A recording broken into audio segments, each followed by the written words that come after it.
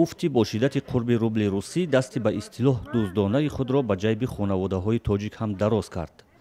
بازار و دکان‌های سرغوغا و لبریز خریدار تاجیکستان هم اکنون مثل زمستان روسیه سرد و کم‌آدم است. دو پسر صدبرگ نعیمова ساکنی 62 ساله دوشنبه با هوس ازدواج کردن از روسیه برگشتند ولی مجبور شدند که با قرض زن بگیرند. خب آوردن پول که قربش پس اجرا تو میکنی. ایو ما شخصا ماشیدم نمیدونم ما خشید که دیگه هیچ بیچاره قرض نتونست قرض کردن بازم گرفتن. شتن کال گردنشون کار نمیدونم که قرض را اجرا بکنن. حرام شده ما نمیدونم. پول اساسشون برای خوراک صرف میکنیم دیگه هیچ نمیشه زندگی ده. این تنها مردمی خریدار نیست که از بیخربشوی روبل روسی شکوه دارند. سوداگران در اکثر بازارهای تاجیکستان به خصوص تاجران مال و متاع و لباس و پایافزال ساعتهای طولانی در کنج دکان خود منتظر خریدار می نشینند.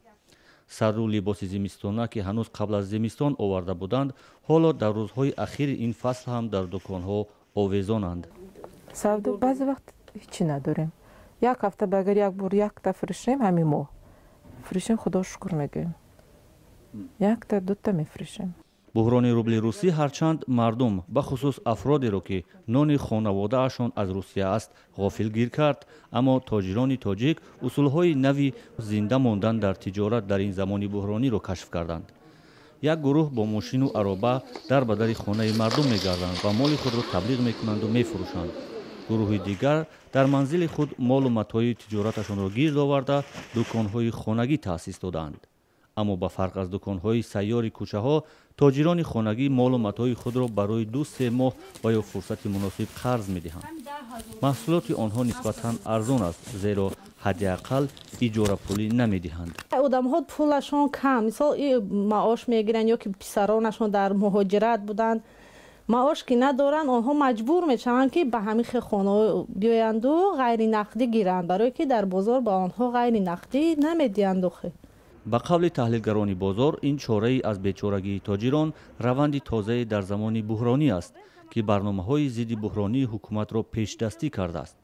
تحلیلگران این روند را مثبت ارزیابی می‌کنند. اون کوشش و غیرت‌هایی که از جانب حکومت جمهوری تاجیکستان و دیگر مقامات‌ها می‌شود که تا اینکه مال مستقیما به خریدار از استحصال کننده موادهای غذایی مردم مستقیما به خریدار رسد، این عامل را خودی بازار هم اکنون از جانب خود به تنظیم می‌دارد. یعنی این مسائل بحرانی سبب به آن می شود که نفرهایی که از دیگر منبع‌ها درآمد میگیرند به سبب کاهش یافتن درآمد خود یعنی اسلوب‌های نوی خدمت رسانی را پیش میگیرند و این سبب به آن می شود که خب مال‌های نیازی مردم به استعمال کننده مستقیما میرسد و این تا اندازه به سبب کاهش یافتن نرخ می شود.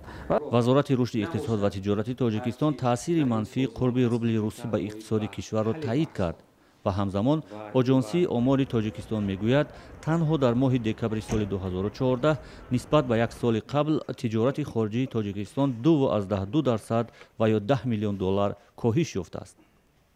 بحران روبل روسی پس از رویارویی‌های روسیه و غرب بر سر بحران اوکراین و تحریم‌های غرب در برابر روسیه آغاز شد. 10 روبل روسی هم در ماه ینور سال 2014 در تاجیکستان با 1 سومانی و 60 درم برابر بود. حالا 10 روبل روسی را در صرافی‌های تاجیکستان نه بیشتر از 85 درم می‌خرند.